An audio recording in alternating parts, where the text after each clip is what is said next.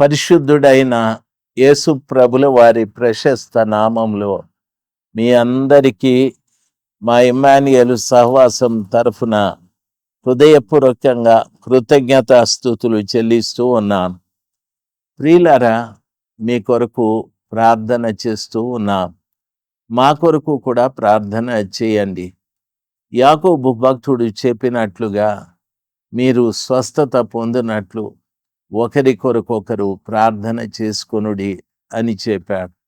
కాబట్టి మనము ఒకరి కోసం ఒకరు ప్రార్థన చేసుకోవడం చాలా మంచిది. అంతేకాదు, ప్రజలందరి కొరకు కూడా మనము ప్రార్థన చేయాలి. చాలా పర్యాయాలు మన నోట వచ్చే ఒక మాట ఈ రీతిగా ఉంటుంది.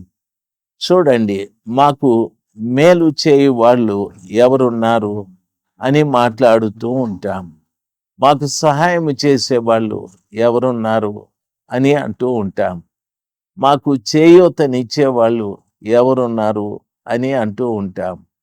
మనకు మేలు చేసేవారు ఒకవేళ భూమి మీద ఎవరు కనిపించకపోయినా మేలు చేసే దేవుడు ఒకరున్నారు.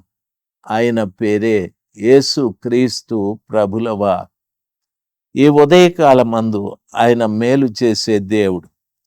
దేవుని వాక్యములో కీర్తనల గ్రంథము 4వ అధ్యాయము 6వ వచనంలో చదువుకుంటే, మాకు మేలు చూపువాడు ఎవడని పలుకువారు అనేక మంది ఉంటారు.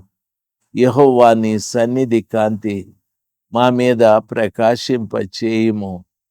వారి ధాన్య ద్రాక్ష రసములు విస్తరించు నాటి సంతోషము కంటే అధికమైన సంతోషము నీవు మా హృదయములో పుట్టించితివి అని అంటాడు. ప్రియులారా, గమనించవలసిన విషయం, అనేక మంది ధాన్య ద్రాక్ష రసములు విస్తరించిన నాడు వారికి కలిగిన సంతోషము కంటే అధికమైన సంతోషము దేవుడు మన హృదయంలో పుట్టిస్తాడని వాక్యము సెలవిస్తాది. అనగా దాని అర్థము, సంతోషము మన హృదయంలో పుట్టాలి అంటే దేవుడు పుట్టించాలి. మన హృదయంలో దేవుడు సంతోషాన్ని పుట్టించాలి అంటే మన హృదయంలో ఏమీ లేని, కల్మషమేమీ లేని హృదయముగా ఉండాలి. మన హృదయంలో ఏముంది అని మీరు అనొచ్చు. మీరు బాగా ఎరుగుదురు. ప్రవక్త ఈ రీతిగా చెప్పాడు, హృదయము మోసకరమైంది, అది ఘోరమైన వ్యాధి కలది, దాన్ని గ్రహింపగలవాడెవడు అని చెప్పాడు. ఈ హృదయం మోసకరమైంది, ఘోరమైన వ్యాధితో నింపబడి ఉంది, మోసంతో నింపబడి ఉంది. దాన్ని ఎవరు గ్రహిస్తారు అని చెప్పారు. నిజమే, మన హృదయ స్థితి మనము గ్రహించలేము. నా హృదయ స్థితిని నేను గ్రహించలేను. ఈ హృదయంలో రకరకాల తలంపులు పుడుతూ ఉంటాయి. దయచేసి వినాలి. నేను చూసిన వాటి గురించిన తలంపులు పుడుతూ ఉంటాయి. తరువాత ఏదో నేను చేయబోయే పనులను గూర్చిన తలంపులు పుడుతూ ఉంటాయి. అవి మంచివి కావచ్చు, చెడ్డవి కావచ్చు. అయితే దేవుని దృష్టిలో ఆ కృపగల దేవుని మనము సమీపించి ఆయన పవిత్రమైన పాదముల చెంత మన హృదయాన్ని పవిత్రపరుచుకుంటే ఆ సర్వశక్తిమంతుడైన దేవుడు ఒకనికి ధాన్యము, ఒకరికి ద్రాక్ష రసము విస్తరించిన నాటి సంతోషము కంటే గొప్ప సంతోషాన్ని మన హృదయంలో పుట్టిస్తాడని వాక్యము సెలవిస్తాది. దేవుడు ఒక వ్యక్తి హృదయంలో సంతోషాన్ని పుట్టించటానికి రెండవ కారణం ఏమిటి అని అంటే, దాని అర్థం ఆ హృదయము ఆయన కొరకు కొనినదిగా ఉండాలి. ఆ హృదయము ఆయనను కోరుకునేదిగా ఉండాలి. ప్రభు నాకు కావాలి, ప్రభు కొరకు నేను జీవించాలి అనే ఆ మంచి హృదయం మనలో ఉంటే ప్రభుల వారు ఒకని ధాన్యము, ద్రాక్షరసము ధనము విస్తరించిన నాటి కంటే ఆ దినాన ఉన్న సంతోషము కంటే ఎక్కువ సంతోషాన్ని ప్రభుల వారు నీ హృదయంలో ఇవ్వగలడు, పుట్టించగలడు. ఈ రోజున ఎవరైనా మనము గమనిస్తే సంతోషం లేదు, నాకు నెమ్మది లేదు, మా కుటుంబ పరిస్థితులు బాగాలేవు, మా ఇంటి పరిస్థితులు బాగాలేవని చాలా దుఃఖపడుతూ మాట్లాడుతూ ఉంటాడు. నిజమే, ఇంటి పరిస్థితులు నిజంగా బాగాలేవు. మన చుట్టూ ఉన్నటువంటి వాతావరణం కూడా బాగాలేవు. మన చుట్టూ ఉన్న ప్రజలు కూడా బాగాలేరు. మనకు సంతోషాన్ని కలిగించేవి మన చుట్టూ ఏవీ లేవు. ఎన్నో ఆర్థిక ఇబ్బందులు ఉన్నాయి, ఎన్నో ఆకలి దప్పులు ఉన్నాయి, ఎందరో మనల్ని కించపరిచి మాట్లాడేవారు ఉన్నారు, ఎందరో మనల్ని వేలెత్తి చూపెట్టే వాళ్ళు ఉన్నారు. ఎన్నో బలహీనమైనటువంటి పరిస్థితులు మన చుట్టూ ఉండి అవి మన హృదయంలోకి ప్రవేశించి దుఃఖాన్ని కలగజేస్తూ ఉంటాయి. అది వాస్తవమే. అయితే ఒక్కటి గమనించాలి, వాటిని మన హృదయంలో నుండి తొలగించుకునే కార్యాన్ని మనం చేయాలి. ఎట్లా వాటిని మన హృదయంలో నుండి తొలగించుకోవాలి అంటే కేవలం ఆయన వాక్యాన్ని చదవడం ద్వారా, కేవలం ప్రార్థించడం ద్వారా. ఎన్ని పరిస్థితులు మనకు వ్యతిరేకంగా ఉన్నా దేవుని వాక్యాన్ని చదవడం మానుకోకూడదు. చదివిన వాక్యాన్ని అర్థం చేసుకోవాలి, అర్థం చేసుకున్న వాక్యాన్ని గ్రహించాలి.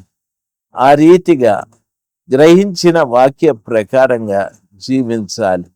4 కార్యాలు చేయాలి. వాక్యం వినాలి, గ్రహించాలి, ఆ గ్రహించిన వాక్య ప్రకారంగా జీవించాలి.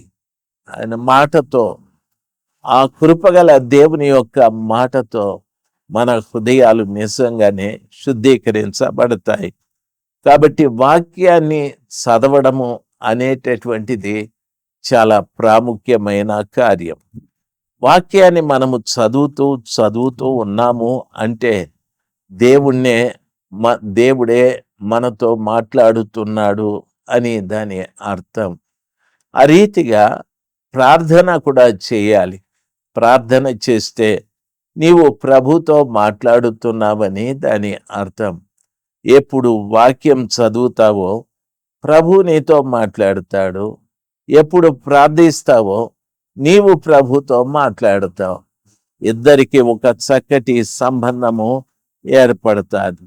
ఆ దినాన ఆ కృపగల దేవుడు ద్రాక్షరసము, ధాన్యము కలిగిన వాటి సంతోషము కంటే అత్యధికమైన సంతోషాన్ని ఆ కృపగల దేవుడు మన హృదయంలో పుట్టిస్తాడు.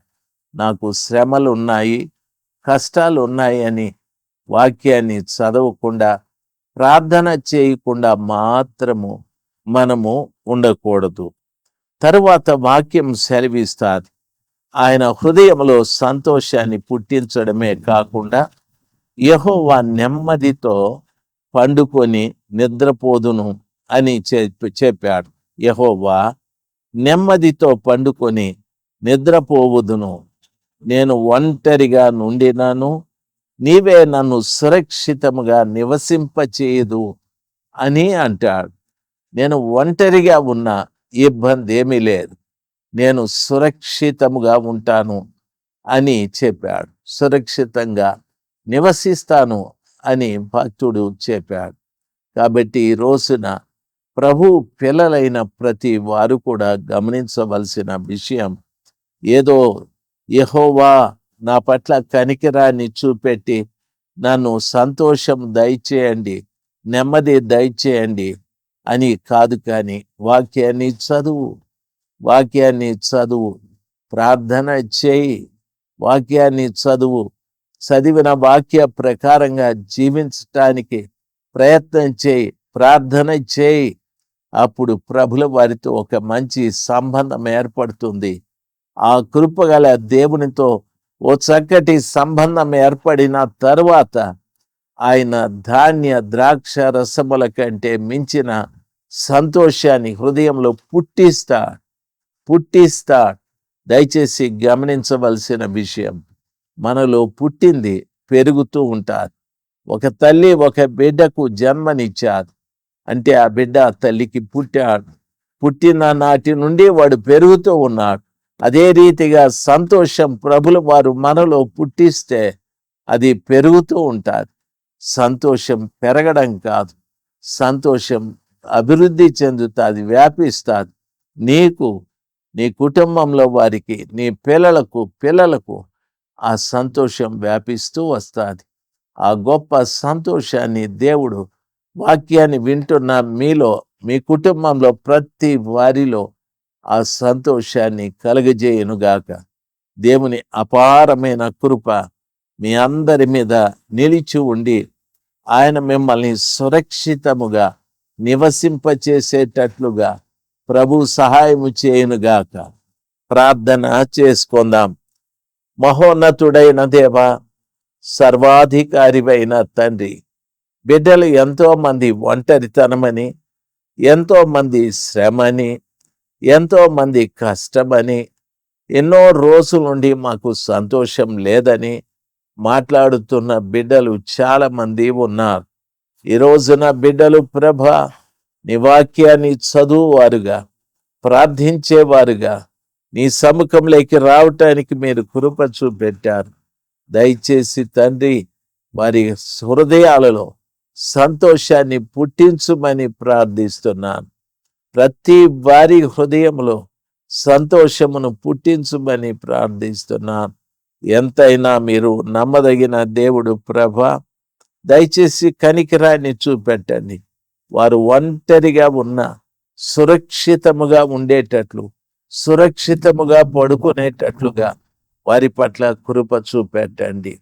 ఏమాత్రము బిడ్డలు భయము చెందిన వారు, దిగులు చెందిన వారు కాకుండా నిర్భయముగా బ్రతుకుటకు మీరే సహాయం చేయండి తండ్రి. సమస్త ఘనత మహిమలు మీకే ప్రభా. ప్రతి వారి కుటుంబాన్ని దర్శించండి. కుటుంబంలో ఉన్న బిడ్డలపైన కృప ఉంచండి. వారి విద్యలో, వారి ఉద్యోగాల్లో, వారి వివాహ విషయాల్లో, ప్రతి వారి విషయంలో మీరే గొప్ప కార్యాలు జరిగించండి. బిడ్డలకు మంచి భవిష్యత్తు దయచేయమని యేసు ప్రభుల వారి నామంలో ప్రార్థన చేసి వేడుకుంటున్నాను పరలోకపు తండ్రి. Amen, amen. అందరికీ వందనాలు. Praise the Lord, praise the lord.